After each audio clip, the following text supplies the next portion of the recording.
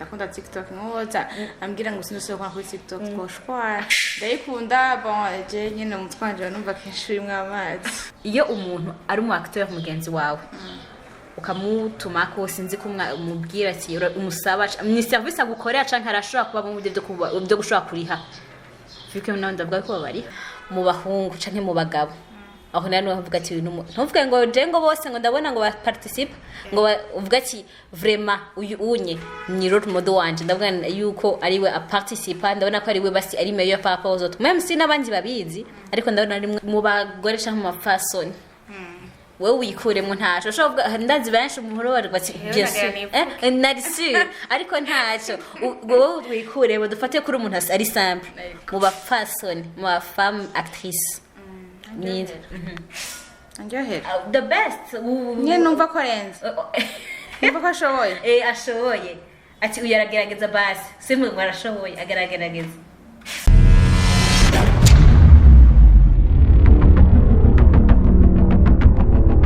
Hello everyone, ndabaramukije mubwe mwese mudukurikirana kuri Let's Shine TV. Nizere ko mumeze neza. Twe ku ruhande rwacu tumeze neza. Kuri micro muri kumwe na Katia Benita umukunzi. Uno munsi nko musanzwe mubizi nta nari mushaka ko ikiganiro ndije nyene mfise umutumire mbanatumiye. Uno munsi rero ndeze muko muramubona ni Ornella Mutoni, muramuzi muri byinshi ariko reka ndamuha umwanya abidondore abaramutse then tuvugana byinshi kubimwerekeye. Ndakora mu Ornella yambo meze neza ariko ndashima urashobora kuramutsa ko baradukurikirana kuri Let's Shine TV. ndabarumukije abakunzi b'iyi TV ifite izina rirerire naramenya ni LSS basi yatubera shaka uruha mutwe ndabaramukije cyane ndagakunda bakunda cyane. Ornella Mutoni twarigeze gukorana kera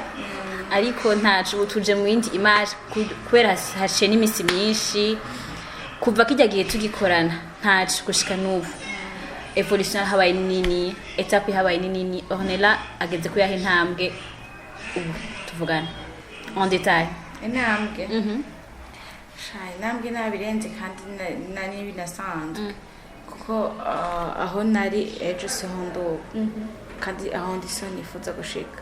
rero ndacafise akazi kanini cyane. Ego ndibuka igihe duherukana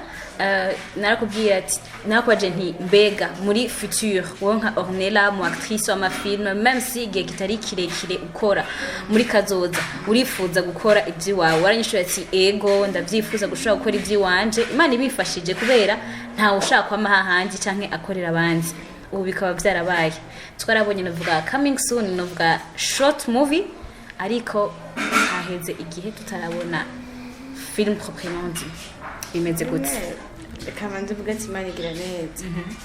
nibivuga nawe bivuga mbona menga ibintu bitadondira bitabitoroshe mu mwanya mutoya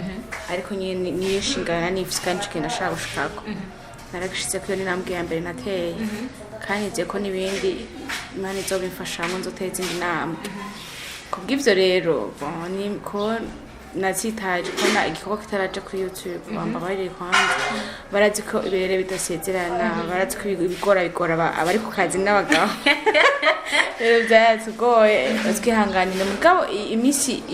irenganye tubabaje sisigaje ku munsi wejo namba tari hirya y'ejo sinisi nibuka neza twarabonye Abel ashaka kwisata avuga yuko wagiye mu karuhuko uri kura prepara est-ce que yo bikiri mu tournage canke film en soi yaraheze kimwe gusa asigaye kwisohoka asigaye kuja hagaragara azoba ari full movie canke azoba ari sous forme ya partie ni full movie niyahe mpamvu urabona nk'ubu unye hariho ndashaka gutanga karorero ama film menshi unye bari haraje amaseri aba actrice n'aba acteur bagenzi bawe bari haraje amaseri gute Ornella canke niyahe mpamvu yahisemo gushobora kugira full movie kako ashobora kwigana amaseri nk'abandi vuko bavuga yuko amaseri ariyo yapporta novuga ni ari benefique kuruta full movie ko full movie bari ndende nayo burya gusiya bigomba bituma umuntu agira ngo yo kwiraba iyo umuntu atanguye igikorwa n'abatanguye bavuga ngo nshinda bivamo ngo sinzokora neza ndakora koje nimba natanga ngavuga ati ngira nangure kuri film ihera nuko ejo naho mbanda ndikumva ndi mu bikorwa neza kwandanya nkora acha kurikira seri umva nifuje ko nabikora byose nashatse nangurire kuri full movie nkaba mbandanye seri ku byerekeye umubano canke imibano hagati y'aba nubwo aba acteur n'aba actrice baba filme mu Burundi ORNELLA mu gihe gito hajya umaze igihe kingana gute umwaka urakwiye umubano hagati yawe n'abandi ba acteur wifashe gute bien ça ku buryo novuga par exemple bijya by'ama collaboration bijya vuga ati nta numwe ushobora gusaba bon atafatiriwe ko urashobora gufatirwa ashobora kumusaba service ati ndagusabye umfashe gukina film ubundi namba atari banga ry'akazi iyo umuntu ari umu acteur mugenzi wawe ukamutuma ko sinzi kumubwira ati umusaba ni service agukorera canke arashobora kuba mu byo gushobora kuriha bike none ndavuga ko bari bivana n'umuntu hari umuntu uja kubisaba akumva yagufasha ko yoge kumfasha ubufasha akumva yabikora akagufasha ko barabizi ko ata bintu birenze dukoramo muri film akagufasha mugakina n'undi akubwira ati Jehoma urama gafana umva ari film uri yo uravuga ati reka gafanda karondere basi ndamushiremo nk'iniri kagendo kusa benshi turafashanya hariho rero amatimu par exemple bavuga GFIC ni ya Abel hariho n'izindi usanga bavuga ati nka team iyi niyi irimo abantu basanzwe bazwi nabo bagiyemwo yo bari bajya baje gufasha gusa bisanzwe team yawe irahari ubundi ko twabonye ari ORNELLA Mutoni team yawe yifashe gute hari abantu bwati abani en soit dase nka equipe doshaka kuvana dukorana urumva même si wagenda ahandi bagiye gufasha Jean busanzwe na team no vango ndafise ariko ndafise abamfasha baba ari hafi yanje kandi nanje fasha muri ibintu dukora bisaba gufashanya magiranire mu muhingo upfu no munsi nawo kazi guhejo nuko bigenda numva umunsi narambiwe sinshifasha abandi no munsi narinzo bamenutse sinzoronka abamfasha umu actrice wa filme image yerekana uvuga muri societe par exemple jenga ndavuga bivuye kuri TikTok yawe iri urayitaho tellement que namanda gukurikirana hari ico byungura ico bifasha kuri navuga gute kuri carrière yawe na TikTok nayikoresheje naratangwa no kina amafilme fakera ni yakera ariko ayica yagufashije kuko urazi gituma ndabivuze hariho nuko umuntu arenze kumuvuga ngaha kuri television yavuze ati kubera kuba active cyane kuri TikTok byampaye access yo gushobora gukora gwe kuja muri filme bakantumako kubera aho ngene nkina genre abajya ama video yanje muri TikTok nawe ico byagufashije sizanze muri filme gusa ndayikunda ndakunda TikTok nkoza ambwira ngo sinose kwa kuri TikTok koshwa ndayikunda bon je nyine umutwanje numva kenshi imwe amazi ngerageza kuya video kuri TikTok iraruhura vugisha kuri hariko ubuntu busamaza bwinshi butwenza rero nyene niyo mba nibereye bwenda ko nyene niyo umuntu afite stress acayikura mu hariya nyene jewe irahera okay irananiramisha yo ndi DJ nyene fsubune bwegera si muri uwo mwanya DJ nyene ndakunda ndakora siniyumvire byinshi usange ngo ko niyumvira age ushaka no kunavyuka nabo kumva ufite ushavuye ufite ni ikibazo n'abantu tazi ukamubona nyene abantu bako guterareje nyene washavuye atamuntu umwe ufite ni ikibazo nimbara abandi nawe yateye umuntu shuje muri TikTok twenga zibagira mva ni bien ubundi ubwa mbere nje nkikubona narambona uri umuntu wishima urumva hari undi umuntu ari kubwira hama après maze kukubona rya kabiri rya gatatu mbona wa muntu ari simple ni udemaska gute face yawe yo mu buzima busanzwe umuntu atakuzi n'umuntu umaze kubonana kugira ngo ashobore kubona ORNELLA wa vrai wariwe benshi umuntu atanzi ambona ndengana tutavugana abambona ko usa n'umurishire kandi simvuga n'ugenda nuko nabirebire tutavugana nituba tumenyeranye ariko tumaze kuyagura usanga nyene iyo ndaho ndi yasami nyene nivyo nabonye kuko je narakubonye ubwa mbere genre nta jambo namwe turavugana ubwa kabiri ndakubona muri film ndavuga no uje muntu none ameze kujye ni wakina film takaya finalement rero film hariho image yindi ni masque yambika uwundi muntu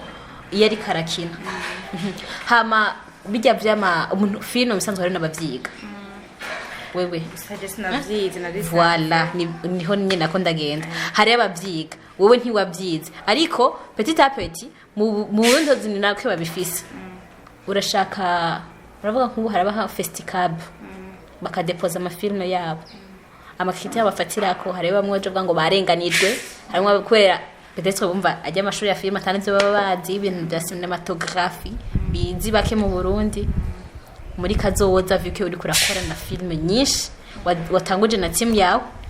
urifuza kuzoja guparticipa muri festival nawe ndabimye muri kano kanya ariko hageze nzovyumvira avantage yaba deposer amafilme bakanatsinda ntaco bikubwiye wewe gutsinda ni vyiza biduza agaciro kawe nivyo no gutsindwa navyo si bibi bituma ucukora cane ugira urabikotsinda nawe hajya hagiye wundi ko wahagera umva navyo byose ni vyiza ahubwo vyo bavyiza ko umukinyi wese ariko arakora ariko urubuga yo bijamwe kugira abone basi intege ziwe nkenya aho ziri tsinzwe ni bien tsinze ni bien ucumenye ukuntu ukora kubwawe rero festival n'umunzane uriyungurura genre aba meilleur n'abari faible niko novuga urumva mugiye mu guhiganwa hakaba batsinda n'abatsindwa ariko utsindwa uvuga ati bandenganije urumva ho kugira ingufu ucika intege mugabo nyene mu buzima ariko bisanzwe bimeze habaye abambere n'abari hagati n'abanyuma twese nitwo babambere twese nitwo babanyuma ubu rero tugira akazi gatoyi kaba acteur nyene mu bahungu canke mu bagabo aho nani bavuga ati ntuvuge ngo je ngo bose ngo ndabona ngo participe ngo uvuga ati vraiment uyu unye ni role model wanje ndavuga yuko ari we a participe ndabona ko ari we basi ari meilleur par rapport aux autres même si nabandi babizi ariko ndabona rimwe abaruta yo barinda mu Burundi iwacu mu Burundi twavuga nka hanye urenze mu Burundi no apana kurenga komtel uri meilleur naho même si yo azwi canka atazwi mukavuga ati uyu unye bivanye n'ubwitange bwiwe bivanye ni we the best numva rero umuntu wese agira intwari yiwe je nyene mba numva bon ikintu cambere umuntu numva yombera akarura muri firme kandi no kuvuga mbaje mu bagabo mbashineza kuvuga bendo wayo kuko niwe nyinjije muri firme yafashije ndi muri team yiwe numva nde wundi niwe ndi ko karuriro niwe nzi cyane urumva neza kumuvuga okay mu bagore cyangwa mu mafasoni wewe wikuremo ntaco ushobora ndazi benshi umuhoro bari bati narisi ariko ntaco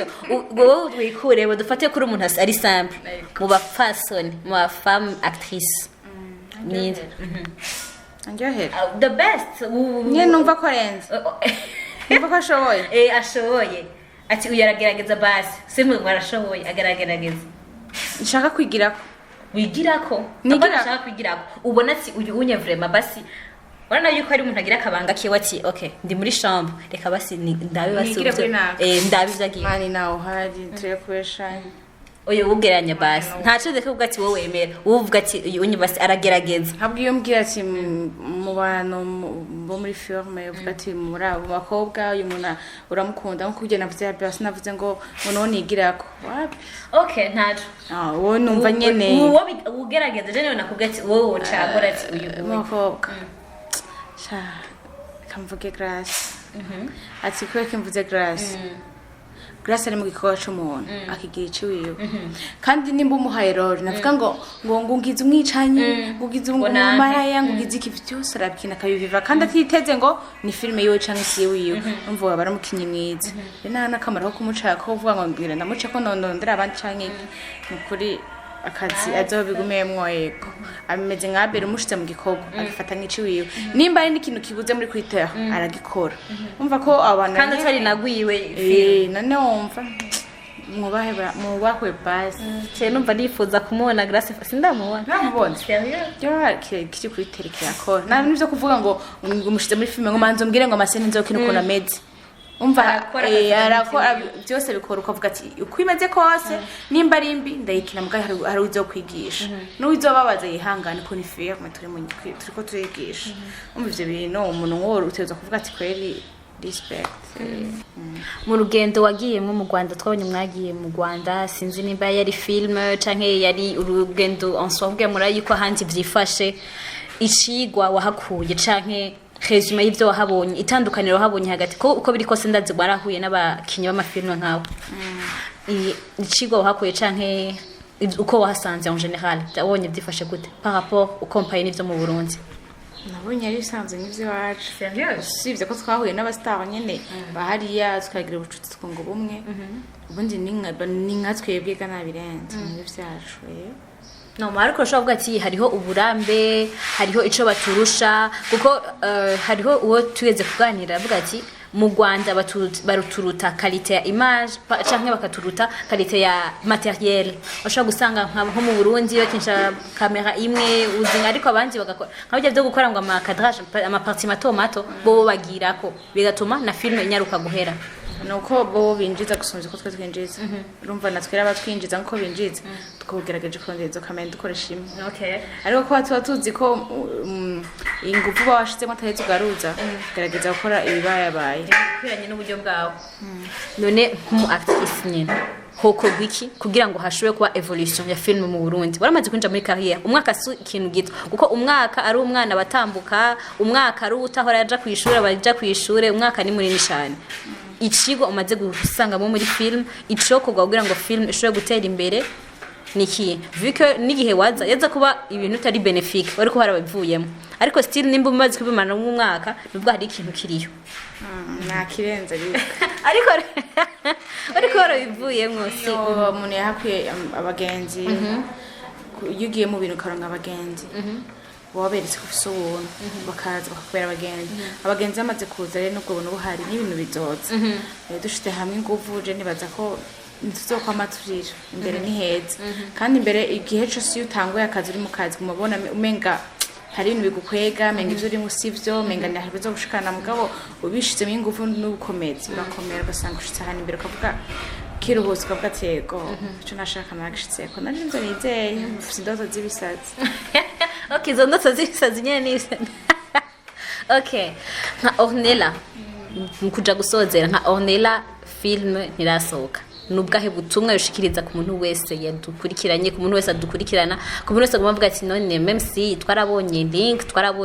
twarakoze subscribe ariko byahereye aho niyahe message uvuga ati ku muntu yamaze kuvuga kwiranda avuga ati none finalement ngira bwarubeshe nikambwire ku bakunzi banje basho kufasha bakagenda kwanza bakagira kuri sabone kandi bashimire mwarakoze sinabatengusha mvuga ngo bon ibyo nasezeranye sinabishitseko oya bikora abantu nikore mumbabarire cyane ariko ndusuye yuko nyuma yo kubona ikiganiro hasigaye nk'ibisinga mikenya uducamona igikorwa mutucamona ko sinakunda bakinisha naye mu kazi abatarabikora nabo nabasaba ko baja kubikora nikukibana muri bwabo wenyene dufashanye murabizi nimwe ba boss d'office mutabikoze simbona aho twogera rero ndasaba ko umuntu atarabikora agende kuri Mutoni Ornella official afinde kuri sabone arabena kandi nsuniko hamarindire filme yitwa Icigo igiye kujako reka ndabashimira mwe mwese mwahivye mwarimwo mukadukurikirana umwanya si muto ariko mwabanye natwe Imana ibahezagire cyane isangwe n'ikigana cacu gikurikira peace.